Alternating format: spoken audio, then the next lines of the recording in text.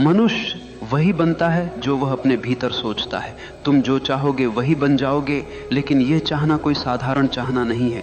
यह चाहना तुम्हारी पूरी चेतना का बीज है। अगर तुम्हारे भीतर डर है तो तुम डर ही बन जाओगे। अगर तुम्हारे भीतर संदेह है तो तुम्हारा जीवन एक संदेह का जीवन होगा।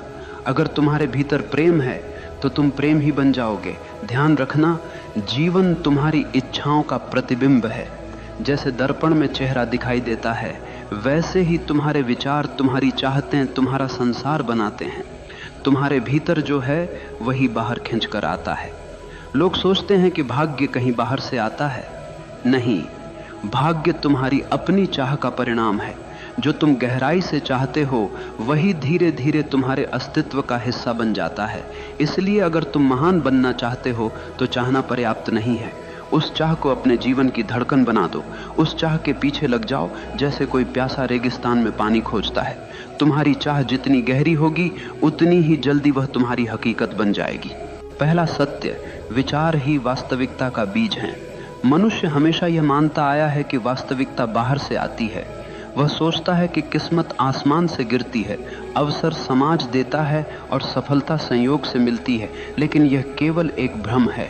सच्चाई यह है कि वास्तविकता की जड़ें तुम्हारे भीतर हैं। तुम्हारे विचार ही वह बीज हैं जिनसे तुम्हारा भविष्य जन्म लेता है। अगर बीज रोगी हो तो पेड़ कभी फलदार नहीं हो सकता, और अगर बीज स्वस्थ हो तो कोई भी तूफान तुम्हें रोक नहीं सकता। ध्यान दो, अगर कोई बच्चा बचपन से सुनता रहे कि तू कुछ नहीं कर सकता, तू निकम्मा है, तो धीरे धीरे वह बच्चा सच में वही बन जाता है। वह विश्वास ही नहीं करता कि वह कुछ कर सकता है। उसके विचार ही उसे कैद कर देते हैं। लेकिन वही बच्चा अगर यह सुनता रहे कि तेरे भीतर अनंत संभावनाएं हैं, तू कर सकता है, तो उसकी चाल बदल जाती है, उसका आत्मविश्वास बदल जाता है। वह कठिन से कठिन परिस्थिति को भी चुनौती की तरह स्वीकार करता है। तुम्हें समझना होगा कि विचार कोई छोटी चीज नहीं है। विचार ऊर्जा है, और यह ऊर्जा निरंतर तुम्हारी आभा, तुम्हारी भाषा, तुम्हारे निर्णय और तुम्हारी यात्रा को आकार देती है। तुम्हारे विचार तुम्हें या तो कैदी बना सकते हैं या मुक्त कर सकते हैं। अगर तुम्हारे विचार संदेह, भय और हीनता से भरे हैं तो तुम चाहे कितनी भी कोशिश कर लो, तुम्हारा जीवन बार बार वहीं लौटेगा जहां से चला था। लेकिन अगर तुम्हारे विचार प्रेम, साहस और आत्मविश्वास से भरे हैं तो परिस्थितियां तुम्हारे विरुद्ध होते हुए भी तुम्हारे पक्ष में काम करने लगेंगी। मन एक चुंबक है, वह वैसा ही खींचता है जैसा वह सोचता है। अगर तुम अपने भीतर रोशनी रखोगे तो अंधेरा कितनी भी कोशिश कर ले तुम्हें डुबा नहीं पाएगा। अगर तुम अपने भीतर अंधकार पालोगे तो सूर्य भी सामने आकर तुम्हें रोशन नहीं कर पाएगा। याद रखो, तुम्हारे विचार ही तुम्हारे भाग्य के निर्माता हैं, और भाग्य बाहर कहीं नहीं है, वह हर पल तुम्हारे मन में बुना जा रहा है। इसलिए सबसे पहला कदम है अपने विचारों को पहचानो। हर नकारात्मक विचार को पकड़ो और देखो कि वह तुम्हें कहां ले जाएगा, और फिर उसे छोड़ दो। हर सकारात्मक विचार को पोषित करो, क्योंकि वही तुम्हें वहां ले जाएगा जहां तुम जाना चाहते हो। विचार बदलो तो जीवन बदल जाएगा। विचार ऊंचे रखो तो जीवन ऊंचाइयों तक पहुंचेगा, और अगर विचार गहरे हों तो जीवन भी गहराई पा जाएगा। दूसरा सत्य, चाहत केवल सोचना नहीं, जीना है। लोग कहते हैं, मैं यह बनना चाहता हूं, मैं वो करना चाहता हूं, लेकिन उनकी चाहत केवल शब्दों तक सीमित रहती है। वह चाहत इतनी हल्की होती है कि पहला ही तूफान उसे उड़ा ले जाता है। ध्यान रखना, सच्ची चाहत सिर्फ सोचने का नाम नहीं है, वह जीने का नाम है। अगर तुम्हें कुछ पाना है तो तुम्हारी हर धड़कन उसी के साथ तालमेल में होनी चाहिए। जैसे कोई प्यासा रेगिस्तान में चल रहा हो, उसे केवल पानी चाहिए। वह आसपास के पेड़ नहीं देखता, वह रेत नहीं देखता, वह तारों का सौंदर्य भी नहीं देखता। उसकी आंखें सिर्फ पानी खोज रही होती हैं। यही है गहरी चाहत। लेकिन आम आदमी की चाहत कैसी होती है? वह कहता है, मुझे सफलता चाहिए, लेकिन साथ ही वह आलस्य को गले लगाकर सोता है। वह कहता है, मुझे ज्ञान चाहिए, लेकिन वह घंटों फालतू की क्रियाओं और गलत सोच में डूबा रहता है। वह कहता है, मुझे आत्मा की शांति चाहिए, लेकिन उसकी आदतें शांति के विपरीत हैं। तो यह चाहत नहीं है, ये केवल कल्पना है। सच्ची चाहत तब होती है जब तुम्हारा पूरा अस्तित्व उसी दिशा में लग जाए। तुम्हारी सांसें, तुम्हारा रक्त, तुम्हारी आंखें, तुम्हारा सोचना, तुम्हारा चलना, सब कुछ उसी की तरफ बढ़ने लगे। तब दुनिया की कोई ताकत तुम्हें रोक नहीं सकती। गौर करना, जिन्होंने इतिहास बदला उनकी चाहतें साधारण नहीं थीं। बुद्ध ने केवल सत्य की चाहत की और उसी चाहत ने उन्हें राजमहलों से जंगल तक पहुंचा दिया। एडिसन ने केवल रोशनी की चाहत की और उसी चाहत ने अंधेरे में बल्ब जला दिया।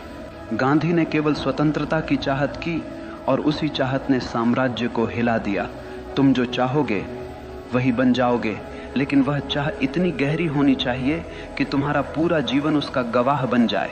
अगर चाह सतही है तो वह कभी पूरी नहीं होगी, लेकिन अगर चाह गहरी है तो ब्रह्मांड भी तुम्हारी मदद के लिए रास्ता बनाने लगता है।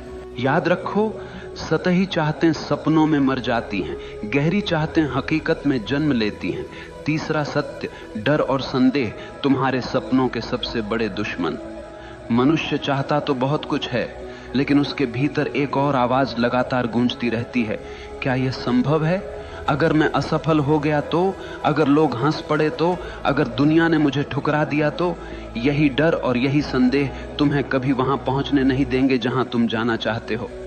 याद रखना, डर और संदेह वही जहर हैं जो चाहत की जड़ों को धीरे धीरे सुखा देते हैं। देखो, तुम्हारे भीतर दो आवाजें हमेशा चलती रहती हैं। एक कहती है हां मैं कर सकता हूं, दूसरी कहती है नहीं, यह मेरे बस की बात नहीं है।